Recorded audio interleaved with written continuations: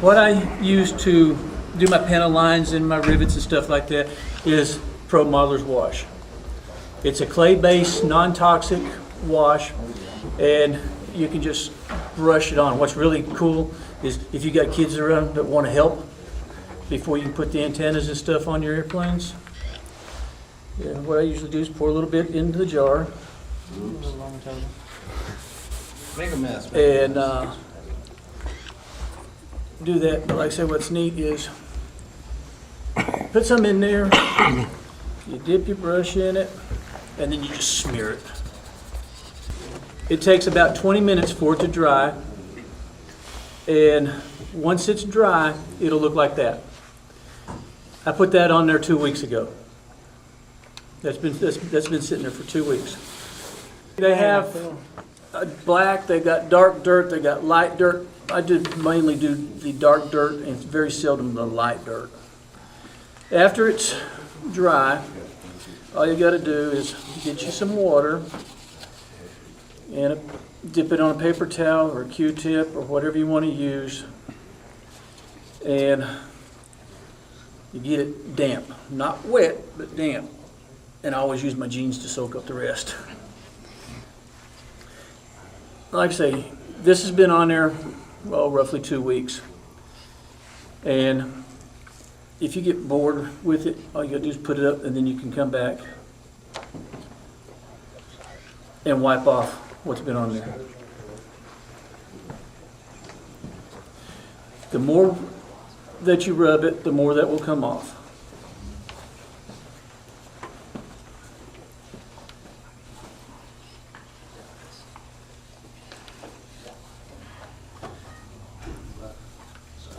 And it's a lot easier to use this stuff for me than it is the oil washes. Where do you get that stuff at? You can get it from Sprue Brothers, but it's like $9 and you have to pay for the shipping. I'm a member of the Pro Modeler website, and it only cost me like $5 in free shipping. And that's from the UK? Yeah. And then, like I say, afterwards, that's what it comes out. The more you wipe it, the more you can get off of it.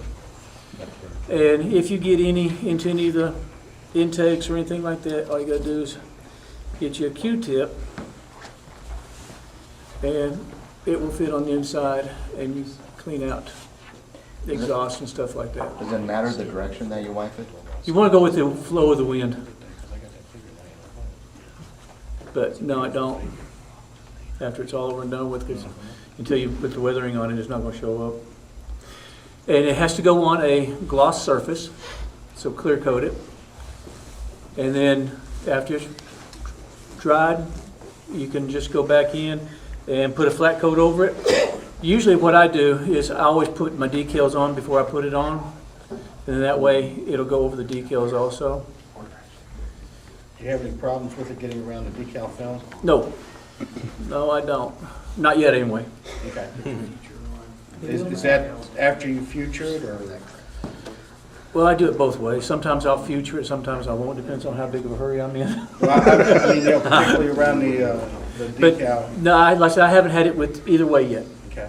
I have very seldom used the kit decals, but yeah, aftermarket decals I haven't had a problem What with. happens if you use it over a dull surface? It'll be really, really dirty. Okay. It can be done, but it'd be really It'd dirty. be great on a tank. Yeah, Because it soaks into the flat paint rather than sitting on top of it like. Yeah. Yeah, but it does, the water will peel it off a little bit, but. yeah, it will. Okay. But if I put it over a flat surface, what I would do, instead of using a paper towel, I'd use a Q-tip. Right, and just basically pin wash it? Yeah, Okay. and that's what it comes out looking. But he has, like I said, there's black, dark dirt, light dirt, mud, rust. Absolutely. I think he's got a concrete color out. The concrete would go good for like mortar on dioramas and stuff like that. Bottle. Oh, Like I said, it's non-toxic, and like, you want your kids to help, just before you put antennas or wiring stuff on it, say, here, brush it on.